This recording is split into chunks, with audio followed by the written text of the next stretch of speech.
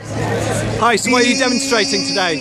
I'm here because, well, we're demonstrating, it's an anti-austerity march, so basically stop the cuts. We're booking you for loads of fundraisers, aren't we? It's brilliant! The main reason I'm here is because I don't think that the government should put in policies that have taken the lives of people. Brigitte Stegner, she's going to speak about cancer-affected women. She's been patiently sat here for nearly 2 hours, and I really thank her for her patience. A big round of applause. I mean, austerity is kind of one of those things. It's like, it's fine if you're fine, but if you're not, you know, if you're relying on the government, then if the government's taking away what you need, then that's utterly ridiculous.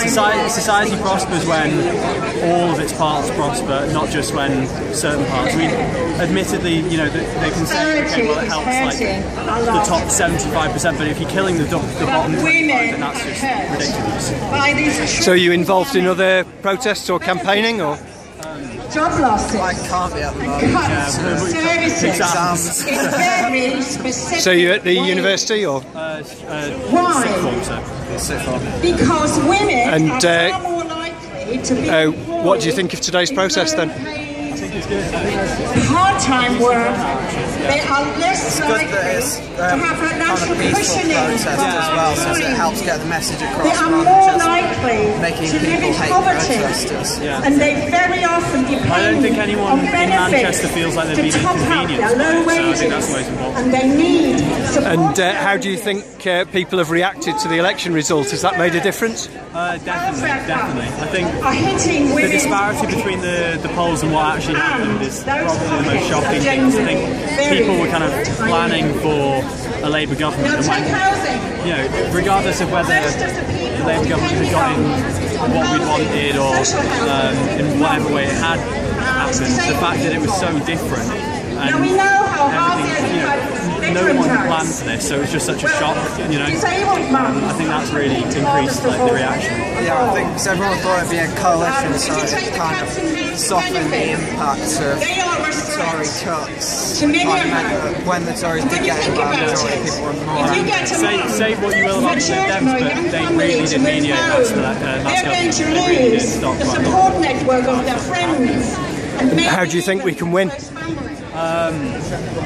I think really highlight the amount of people who've been hurt by. I think a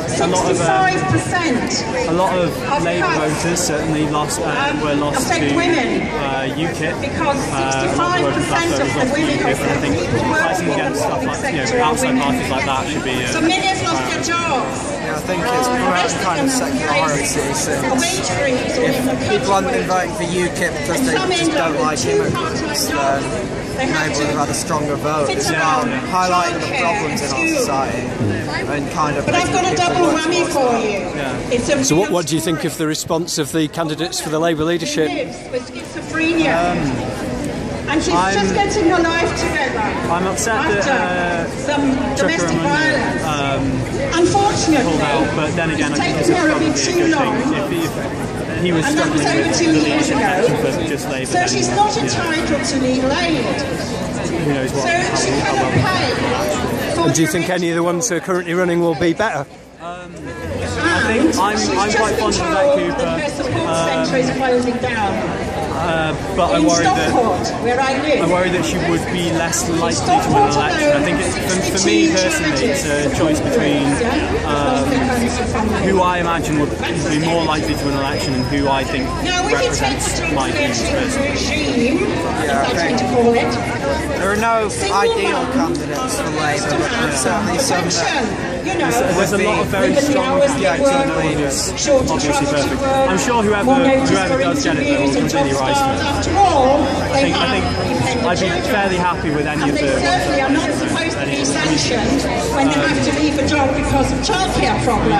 Andy Burnham was the reality is they are sanctioned, browbeaten like everybody else. Anything else you want to say? Then there is rampant ageism in the labour market.